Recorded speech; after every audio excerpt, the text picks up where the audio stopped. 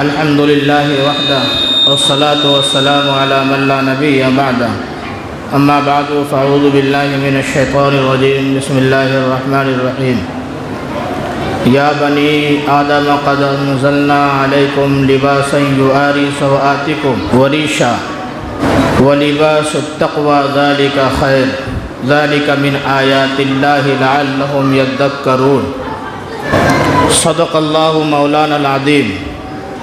معزز اور مکرم سامعین، پیارے دینی بھائیوں، بزرگوں، نبی پاک صلی اللہ علیہ وسلم نے ایک بڑی قیمتی بات ارشاد فرمائی ہے۔ میں اسی حدیث سے اپنی بات کو شروع کروں گا۔ آپ صلی اللہ علیہ وسلم نے ارشاد فرمایا، من تشبہ بقوم فہو منہم، یعنی جو کسی قوم کی مشابہت اختیار کرے، کم کیجئے تھوڑا، جو کسی قوم کی مشابہت اختیار کرے وہ انہی میں سے ہے۔ ایک دم اطمینان سے 15 سے 20 منٹ سنیے۔ میں نے اس حدیث سے بات شروع کی کہ جو کسی قوم کی مشابہت اختیار کرے وہ انہی میں سے ہے۔ اس کا مطلب کیا ہے؟ اس سے پہلے چند اشعار علامہ اقبال رحمۃ اللہ علیہ کے آپ ملاحظہ فرمائیں، پھر اسی روشنی میں آگے بات چلے گی۔ علامہ اقبال رحمۃ اللہ علیہ شاعر مشرق، بہت بڑے شاعر، انہوں نے اس دور کے حالات کو دیکھتے ہوئے یہ کہا تھا، شور ہے کہ ہو گئے مسلمان نابود، شور ہے کہ ہو گئے مسلمان نابود، ہم یہ کہتے ہیں کہ کہیں ہے بھی مسلمان موجود، وضع میں تم ہو نصارہ تو تمدن میں حنود، یہ مسلمان ہیں جنہیں دیکھ کے شرمائے یہود۔ میرے محترم پیارے دینی بھائی اور بزرگوں، اللہ تعالیٰ نے ہمیں اور آپ کو بہت قیمتی بنایا ہے۔ ہم اور آپ کس قدر قیمتی ہیں یہ ہمیں معلوم نہیں ہے۔ ہم قیمتی کیوں ہے؟ یہ اس لیے ہے کہ ہمارا تعلق اللہ سے، پاکیزہ رسول سے، مقدس کتاب قرآن پاک سے جڑا ہوا ہے۔ ہماری نسبت بہت مقدس ہستیوں سے ہے، ہمارا تعلق بڑی پاکیزہ ہستیوں سے ہے۔ جب وہ مقدس اور پاکیزہ ہے تو اس سے ہم جڑے ہیں تو ہم بھی مقدس اور پاکیزہ ہو گئے ہیں۔ ورنہ دنیا میں کتنے مخلوقات ہیں، ہم اس پر تھوک دیتے ہیں، ہمیں پرواہ نہیں ہوتا، ہاتھوں سے مسل دیکھ کر آگے بڑھ جاتے ہیں، کوئی پرواہ نہیں ہوتا۔ کتنے چوٹیوں کو، کتنے جانوروں کو اور کتنے چرند پرندوں کو ہم مارتے رہتے ہیں، کوئی دقت نہیں ہوتی، مسلتے ہیں، تھوک دیتے ہیں، کتوں کو لات مار کر بھگا دیتے ہیں، آخر وہ بھی تو مخلوق ہے۔ غور کیجئے، اگر اس کی جگہ پر ہم اور آپ ہوتے اور دوسرا کوئی تھوکتا تو کیا محسوس ہوتا، کیسا محسوس ہوتا؟ ہمارا تعلق چونکہ اللہ اور اس کے رسول سے جڑا ہوا ہے، ہم انسان ہیں اور ہم اہل ایمان ہیں، اسی لیے ہم اور آپ نہایت قیمتی ہیں۔ ہم اور آپ زندگی گزارتے ہیں، ہر مذہب کا طور و طریقہ، ہر تمدن اور ہر ایک معاشرے کی ایک تہذیب ہے، ایک طریقہ ہے، زندگی گزارنے کا اپنا ایک اصول ہے۔ سب سے زیادہ زندگی گزارنے کا اصول اور طریقہ اور تہذیب اور تمدن اگر سکھایا گیا تو مذہب اسلام میں سکھایا گیا، کسی اور مذہب میں اس قدر تعلیم نہیں ملتی ہے۔ کسی نبی کی زندگی مکمل نہیں ہے کسی بھی امتی کے لیے۔ کسی بھی دور میں تاریخ اٹھا لیجئے، حدیثوں میں دیکھ لیجئے، کسی نبی کی زندگی اس کی امتی کے لیے مکمل نہیں ہے۔ یہ صرف اور صرف ہمارے نبی کی زندگی ہے جو ہمیں اور آپ کو مکمل دی گئی ہے، ذرہ برابر کہیں نقص اور کمی نہیں ہے۔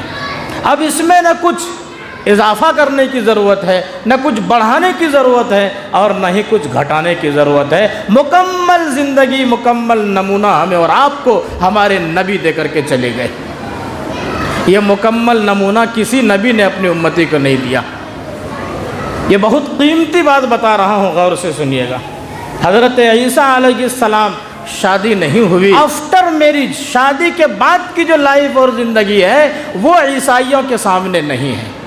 شادی کیسے کرنا ہے عیسائیوں کے سامنے نہیں ہے، اس لیے کہ ان کا جو نمونہ ہے، ان کے جو پیشوا اور نبی ہیں، جن کو آئیڈیل اور نمونہ بنایا گیا تھا، ان کی زندگی میں شادی نہیں اور شادی کے بعد کوئی زندگی نہیں۔ اسی طرح جتنے بھی انبیاء کرام آئے، کسی نبی کی زندگی اپنے امتی کے لیے مکمل آئیڈیل اور نمونہ نہیں تھی۔ ہر نبی نے یہ کہا کہ میں آخری نہیں ہوں، میں آخری پیغمبر نہیں، میں آخری رشی نہیں، میں آخری سندیش دینے والا نہیں، میں آخری رسول نہیں، بلکہ آخر میں ایک آئے گا جس کا نام محمد ہوگا۔ کسی نے بتایا احمد ہوگا، کسی نے اور نام سے اشارہ کر دیا، لیکن ہر نبی نے یہ پیغام اپنی امتی کو دیا۔ آخری سندیش یہی تھا کہ میں آخری نہیں ہوں، آخر میں ایک آئے گا جس کا نام محمد احمد ہوگا۔ محمد جب تک نہیں آئے تھے اس وقت تک جو نبی موجود تھے تم اس کا کلمہ پڑھو، کامیاب ہو جاؤ گے۔ حضرت نوح موجود ہے، لا الہ الا اللہ، نوح نجی اللہ، آدم لا الہ الا اللہ، آدم صفی اللہ۔ حضرت آدم سے لے کر جتنے بھی انبیاء حضرت عیسیٰ تک آئے، ہر نبی کے دور میں اس نبی کے ساتھ کلمہ فٹ رہا، لیکن جب ہمارے نبی آ گئے صاف طور سے پوری دنیا کو یہ پیغام گیا، قیامت تک کا ایک ایک انسان جب تک لا الہ الا اللہ محمد الرسول اللہ نہ پڑھ لے کامیابی کسی کو نہیں مل سکتی ہے۔ صاف طور پر قرآن کریم نے اعلان کر دیا، وَمَن يَبْتَغِي غَيْرَ الْإِسْلَامِ دِينًا، اس اسلام کو چھوڑ کر اگر کوئی یہ کہے کہ موسیٰ کو مانتا ہوں، موسیٰ کی زندگی میں کامیابی، حضرت عیسیٰ کی زندگی میں کامیابی، میں تو ابراہیم کو مانتا ہوں جو بہت بڑے نبی تھے، میں تو نوح کو مانتا ہوں، آدم کو مانتا ہوں، اللہ نے صاف طور پر فرمایا وَمَن يَبْتَغِي غَيْرَ الْإِسْلَامِ دِينًا فَلَن يُقْبَلَ مِنْهُ، ہرگز قبول نہیں ہوگی، کوئی چانس اور گنجائش نہیں ہے، ذرہ برابر بھی کہیں نہیں۔ ان الدین عند اللہ الاسلام، اللہ کے نزدیک اگر کوئی دین ہے، اگر کوئی شریعت ہے حضرت محمد الرسول اللہ کے بعد وہ شریعت محمدی ہے، وہ قرآن کا دین چلے گا، قرآن کی شریعت چلے گی، اس کے علاوہ تم چاہے کسی نبی کو مان لو کامیابی نہیں مل سکتی۔ لیکن ہم اور آپ صرف محمد عربی کو نہیں، صرف قرآن کو نہیں، محمد عربی سے لے کر حضرت آدم علیہ السلام تک ہر نبی کو اور ہر نبی پر جتنی کتابیں نازل ہوئی، جتنے صحیفے نازل ہوئے، جتنے پیغامات نازل ہوئے، ان تمام کو ہم اسی طرح مانتے ہیں جیسے پہلے کے لوگ مانتے تھے۔ البتہ جو حکم ختم ہو گیا، ہم بھی کہتے ہیں ختم ہو گیا، جو حکم باقی ہے وہ اب بھی باقی ہے۔ ہم اور آپ جس دور میں جی رہے ہیں ذرا ہم غور کریں، ہمیں اور آپ کو لَقَدْ كَانَ لَكُمْ فِي رَسُولِ اللَّهِ أُسْوَةٌ حَسَنَةٌ، صاف طور پہ قرآن کریم نے فرمایا اے لوگو تمہارے لیے اب محمد رسول اللہ کے آنے کے بعد کسی کی زندگی آئیڈیل اور نمونہ نہیں ہے، صرف اور صرف محمد کی زندگی تمہارے لیے نمونہ ہے، آئیڈیل ہے، زندگی گزارنے کا طریقہ ہے، راستے پر چلنے کا طریقہ ہے، اس کے علاوہ کہیں بھی کامیابی نہیں ہے۔ ہم اور آپ اس لیے بھیجے گئے، ہمیں آخری امت اس لیے بنایا گیا تاکہ نبی کے طریقے پر چل کر جتنے بھی امتی آئے آدم سے عیسیٰ تک، ہر نبی کے لیے ہم آئیڈیل بن جائیں، ہر مذہب کے لیے، ہر قوم کے لیے ہم نمونہ بن جائیں. ہمیں اگر کوئی غیر مسلم دیکھے، یہودی اور نصرانی دیکھ لے، ہم کو دیکھ کر کے وہ ایمان میں داخل ہو جائے، ہم کو دیکھ کر وہ راستہ پا جائے، ہم کو دیکھ کر اس کو زندگی گزارنے کا سلیقہ اور طریقہ مل جائے، ایک تہذیب اور تمدن مل جائے. لیکن ہم اور آپ کہاں جا رہے ہیں؟ ہمیں یہ ہونے کے بجائے کہ ہم دوسروں کے لیے آئیڈیل بنیں، ہم دوسروں کے لیے نمونہ بنیں، دوسرے ہم کو دیکھ کر زندگی گزارے، آج ہم ہی دوسروں کو دیکھ کر زندگی گزارنے والے بن رہے ہیں. آج ہمارے اندر اسلامی تہذیب کا فقدان ہو گیا. اسلام کو ہم نے دل سے نکال دیا. اسلام کے اندر ایمان لانے کے بعد نماز سب سے پہلا فریضہ، عبادت کے اندر رمضان آنے کے بعد روزہ، حج اور زکوٰۃ وقت وقت پر، اور اس کے علاوہ مسلمان ہم اور آپ ایمان والے اور مسلمان کہلاتے ہیں. مسلمان کی علامت کیا ہے؟ پولیس کی علامت ڈریس ہے، اور جس وبھاگ میں وہ کام کر رہا ہے وہاں کی خاص نشانی اور علامتیں ہوتی ہیں. ہمیں اور آپ کو مسلمان بننے کی جو ظاہری علامتیں ہمارے نبی نے اور اللہ نے عطا کیا، وہ علامتیں، وہ نشانیاں، وہ سمبول ہمارے پاس ہے یا نہیں ہے، اس پر ہمیں غور کرنے کی ضرورت ہے. اسلام کی علامت کیا ہے؟ اگر ہمارے پاس لباس ہو، کپڑا پہنے، وہ کپڑا پہنے جو اسلام نے ہمیں اور آپ کو دیا. سر پر قدرتی اور فطری طور پر اللہ بال اگاتا ہے، ناخنوں کو اگاتا ہے. ہمیں ظاہری بال وضاقتہ ایسے طرز پر رکھنی چاہیے جو ہمیں اسلام نے دیا. ہمیں زندگی گزارنا ہے، کون سا طریقہ اپنانا ہے جو ہمیں اسلام نے دیا. ماشاءاللہ آج ہمارے نوجوان جن کو دیکھ کر انسان نہیں جانوروں کو بھی ہنسی آتی ہے کہ یہ کیسی مخلوق ہے، اس کو تو بنایا گیا تھا سب سے اوپر، اور آج یہ ہم سے بھی بدتر بنتی چلی جاتی. نعوذ باللہ. کیسے بدتر؟ نبی پاک صلی اللہ علیہ وسلم نے صاف طور سے ارشاد فرمایا، لعنت ہو اس شخص پر، جو اس مرد پر جو عورتوں کی مشابہت اختیار کرے، اور لعنت ہے ان عورتوں پر جو مردوں کی مشابہت اختیار کرے. لعنت کا مطلب بد دعا، بد دعا، اللہ کا عذاب نازل ہو اس مرد پر جو عورتوں کی طرح بن سور کر چلے، عورتوں کے کپڑے پہنے، عورتوں کی طرح لباس زیب و زینت اختیار کرے، اور ان عورتوں پر بھی جو مردوں کی طرح اسٹائل میں چلے، مردوں کی طرح کپڑے پہنے اور مردوں کے اسٹائل میں زیب و زینت اختیار کرے. آج ماشاءاللہ ہمارے نوجوان، اللہ نے اچھا خاصا مرد بنایا، تمام چیزیں مردوں کی ہے، لیکن نوجوان کہتا نہیں، ہم تو چوڑی پہنیں گے، ہم تو کڑا پہنیں گے، ہم تو گلے میں ہار پہنیں گے، ہم تو کان میں بھی بالیاں پہن لیں گے، اور وقت آئے تو ناک میں بھی پہن لیں گے، اور وقت آئے تو عورتوں کا لباس پہن کر مکمل طور پر ہم عورت نظر آئیں گے، اور اسی میں ہم نوجوانوں کو خوشی ملتی ہے. الا ماشاء اللہ. پیچھے سے نوجوانوں کو دیکھا جائے، مردوں، عورتوں، لڑکیاں اور لڑکوں میں کوئی فرق نہیں ہے. آگے سے دیکھنا پڑتا ہے کہ بھائی کون ہے، محترم ہے یا محترمہ ہے. اور بال ماشاءاللہ جو طریقہ ہمیں نبی نے دیا تھا، جو طریقہ صحابہ نے دیا تھا، ذرہ برابر ہمیں وہ طریقہ پسند نہیں ہے.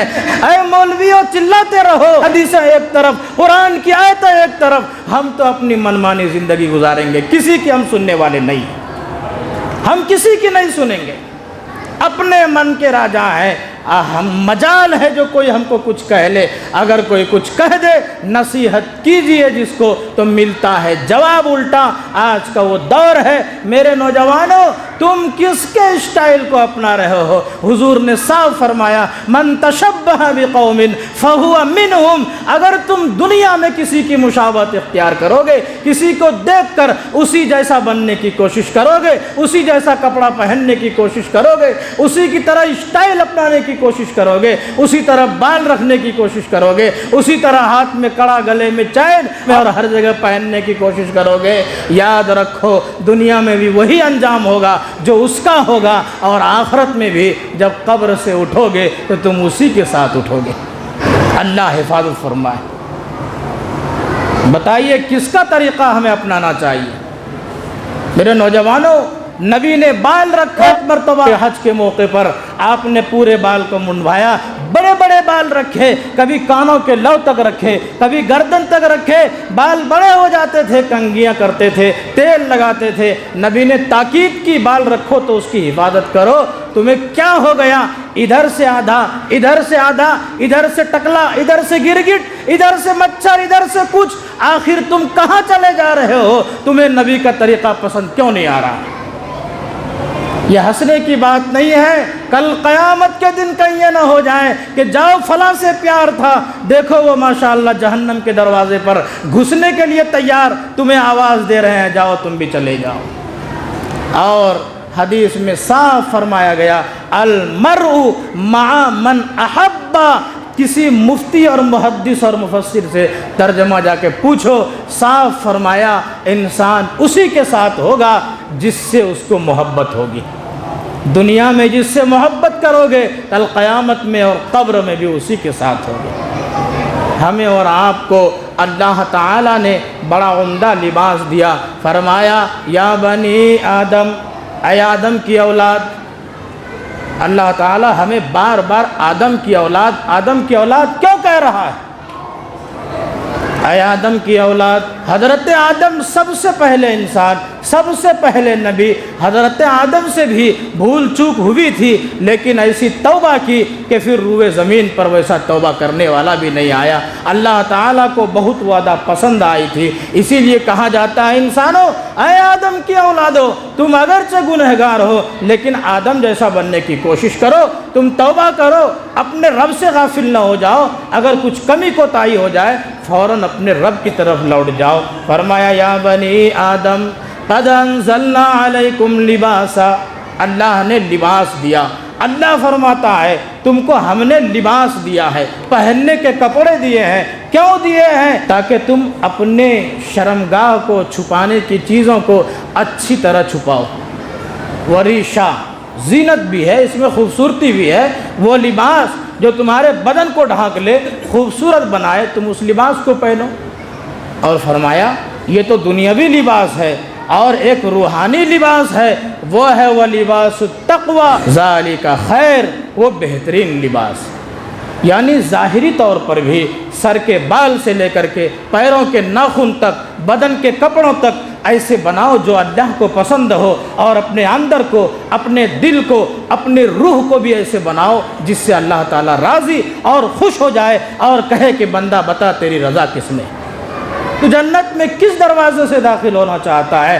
آج جنت تیری تیاری میں ہے، جنت میں جہاں داخل ہونا چاہتا ہے چلے جا، روح کو پاکیزہ بناؤ۔ آج ہم اور آپ یہ ڈھلتے سورج کو پیغام کو یاد رکھتے، روزانہ یہ ڈھلتا سورج ہمیں پیغام دیتا ہے۔ کیا پیغام دیتا ہے؟ کہ مغرب کی طرف آؤ گے تو تم بھی ڈھل جاؤ گے، غروب ہو جاؤ گے۔ کیا مطلب؟ یہ جتنے فیشن آج ہمارے سروں سے لے کر کے پیر کے ناخنوں تک، بدن کے کپڑوں پر اور اندر روحوں میں جو ہم پر فیشن آیا، جو ہم مغربی تہذیب میں ڈھلے ہوئے ہیں، یہ سب ویسٹرن اور پچھمی کلچر ہے، یہ ادھر سے آ رہے ہیں، ہم اور آپ دھڑلے سے اپناتے جا رہے ہیں۔ وہ پریشان قوم ہے، وہ پریشان ذات ہے، اللہ نے مختلف عذاب ان پر پہلے بھی نازل کیا تھا، اور اب بھی وہ الگ الگ عذاب میں مبتلا ہیں اور ہوتے رہتے ہیں۔ اللہ نے پہلے بھی کسی کو زمین میں دھسایا تھا، کسی پر آگ کا عذاب نازل کیا تھا، کسی کو نہ جانے کس کس طریقے سے اس دنیا سے ہلا کر نیست و نابود کیا تھا۔ آج ایک ہم ہیں کہ ان طریقوں میں داخل ہو رہے ہیں جن طریقوں پر اللہ کا عذاب نازل ہو رہا ہے۔ ہم سے سنتیں چھوٹ گئی، نبی کے طریقے چھوٹ گئے۔ نبی نے کیا فرمایا تھا؟ کیا نبی کا لباس یہی تھا کہ اتنا چست جنس پہنو کہ نماز میں آؤ تو پیچھے سے پورا ڈکی صاف؟ نماز نہیں ہوتی ہے، اگر 4 حصے میں سے ایک حصہ کھل جائے اور سبحان اللہ سبحان اللہ سبحان اللہ اتنی دیر تک اگر کھلا رہے، نماز آپ کی ختم، نماز ہوگی نہیں۔ بتائیں ہمارے نوجوان کتنے ایسے ہیں جو لباس کی وجہ سے اپنی نماز سے محروم ہو رہے ہیں۔ میں غلط بول رہا ہوں تو نماز کے بعد ہم کو پکڑیے گا، میں ایک حقیقت بیان کر رہا ہوں، آپ اپنے لباس پر غور کریں۔ اللہ نے کیسا لباس دیا تھا؟ آپ کا سطر ہی نہ ڈھکا تو پھر آپ کا لباس کہاں رہا؟ لباس تو اس لیے نازل کیا تھا تاکہ سطر کو ڈھانک لے. اور ہمارے گھر کی خواتین ماشاء اللہ، ہم مرد حضرات بھی ان کو خود ایسے لباس خرید کر دیتے ہیں جس سے پورا کا پورا سطر اوپر سے ہی نظر آتا ہے. دوسری چیز، کسی زمانے میں آپ نے بھی سنا ہوگا کہ جب کوئی چوری کر لیتا، جب کوئی ایسا گناہ کر لیتا کہ جو گناہ پورے سماج پر ایک غلط اثر چھوڑتا ہے، تو ان کے چند ادھر ادھر سے بال کٹوا کر پھٹے پرانے کپڑے پہنا کر گھمایا جاتا تھا، یہ گلیوں میں پھرایا جاتا تھا. یہ اس دور میں تھا، یہ چوروں کی ہیئر اسٹائل تھی، چوروں کا لباس تھا کہ یہاں پر پھٹا ہوا ہو، یہاں پر پھٹا ہوا ہو، بال کچھ ادھر ادھر سے مونڈ دیا گیا ہو. میرے نوجوانوں، اپنے سینے پر ہاتھ رکھو اور کہو کہ ہم بھی چور ہیں، ہم بھی ڈاکو ہیں، کہو کہ ہم بھی اسی زمانے کے چور تھے جو آج پیدا ہوئے اور ہمارے بھی سروں کے بال کاٹ دیے گئے. میں تھوڑا کڑوا ضرور بولتا ہوں، اس لیے بولتا ہوں تاکہ ہمارے نوجوان جہنم سے بچ کر جنت کی طرف آنے والے بن جائے. آج ہمارے نوجوان بالکل ڈھیٹ ہو گئے ہیں، نہ ان کو باپ کا ڈر، نہ ان کو بڑے بھائی کا ڈر، نہ چاچا اور تایا کا ڈر، نہ قوم کے کسی بزرگ آدمی کا ڈر. سب کے سامنے سینہ تان کر اس طرح بات کرتا ہے جیسے اس سے بڑا اس قوم میں سماج میں کوئی نہ ہو. آخر یہ جرأت، یہ ہمت اور یہ توفیق اس کو کہاں سے ملی؟ یہ تربیت، یہ ٹریننگ کہاں سے ملی؟ یہ ہم اور آپ ان کو ٹریننگ دے رہے ہیں. آج اگر کوئی بزرگ آدمی کسی بچے کو ڈانٹ ڈپٹ کرے، فوراً اس بزرگ سے الجھ جاتے ہیں. آپ کون ہوتے ہیں ہمارے بچے کو ڈانٹنے والے؟ میرے دینی بھائیوں، پہلے ایسا نہیں تھا. 10 20 50 سال پہلے آپ پوچھئے اپنے باپ دادا سے کہ وہ کیسے طریقے پر آئے، ان کے اندر تہذیب کہاں سے آئی، تمدن کہاں سے آیا، ان کے اندر یہ چلنے پھرنے اور نرمی سے بات کرنے کا لہجہ کہاں سے آیا؟ کیا یہ بیوقوف ہیں جو اتنی نرمی سے بات کرتے ہیں، خاموش رہتے ہیں؟ آج ہمارا نوجوان سمجھتا ہے کہ بھلائی اسی میں ہے، بڑائی اسی میں ہے کہ بڑوں کے سامنے اونچا بول دو، وہ جھک جائے گا اور ہم بلند ہو جائیں گے. میرے بھائیوں، میرے نوجوانوں، اس سے آپ بلند نہیں، اس سے آپ ذلیل و خوار ہو جائیں گے.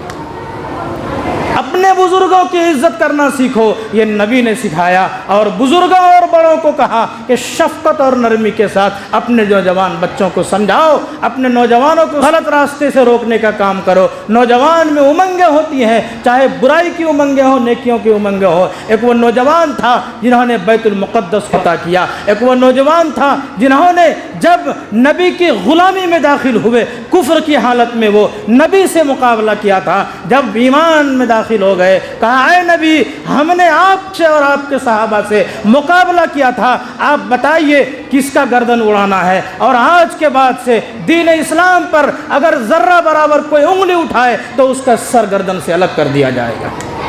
اور اس نے دکھایا دنیا میں اسلام کا پرچم لہرا.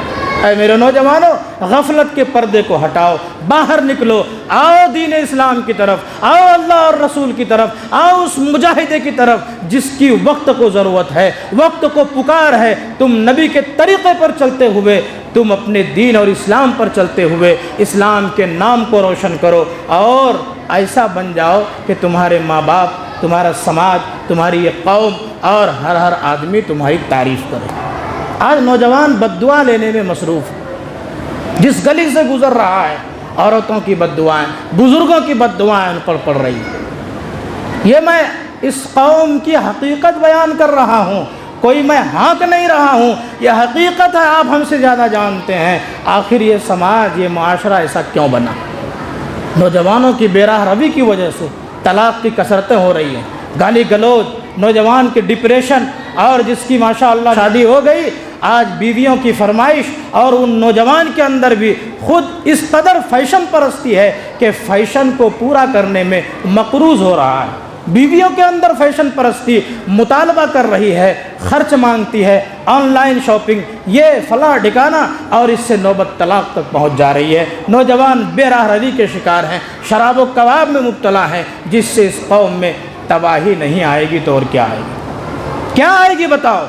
لوگ کہتے ہیں دعا کیجئے، کماتے بہت ہیں، برکت نہیں ہے، بہت پریشانی ہے، بہت الجھانے لگتا ہے مر جاؤں.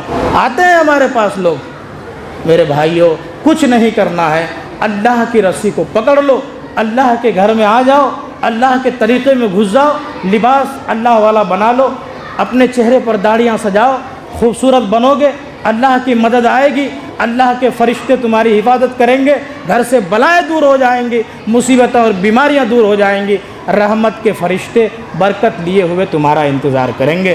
ایسا بننے کی کوشش کریں گے یا نہیں کریں گے؟ کوشش کرنا چاہیے یا نہیں کرنا چاہیے؟ اللہ کی طرف آ جائیے۔ جہنم میں تو ویسے بھی جہنم کبھی بھرے گی نہیں، ہاں اللہ تعالیٰ پوچھے گا بھر گئی؟ جہنم کہے گی اور لائیے اور لائیے اور لائیے، وہ کبھی بھرنے والی نہیں ہے۔ میرے بھائیو، جنتی بنو، جہنم کا مستحق مت بنو۔ اس دنیا کی زندگی میں نہ جانے کس کا کب نمبر آ جائے، کب ٹکٹ کٹ جائے، کیا جوان کیا بچے کیا بوڑھے۔ موت کو ہمیشہ یاد رکھو، اپنے خواہشات کو دباؤ، آزاد مت بنو، بلکہ اللہ کے حوالے اپنے آپ کو کر دو۔ اے اللہ، چند دن مانگ کر لائے ہیں، تھوڑے دن تم نے دی ہے، 2 دن آرزوؤں میں اور 2 دن انتظار میں مت کاٹو، بلکہ اللہ کی عبادت میں گزار دو۔ اس کو خوش کر لو، یہ پوری دنیا خوش ہو جائے گی۔ اگر وہ ناراض ہو گیا دنیا میں، تمہارے پوری دنیا خوش ہو کر کے بھی تمہارا کچھ نہیں کر سکتی ہے۔ اللہ کو راضی کرنے کے لیے جو کرنا پڑے کرو۔ اللہ تعالی ہمیں کہنے سننے زیادہ عمل کی توفیق عطا فرمائے۔ وآخر دعوانا ان الحمد للہ رب العالمین۔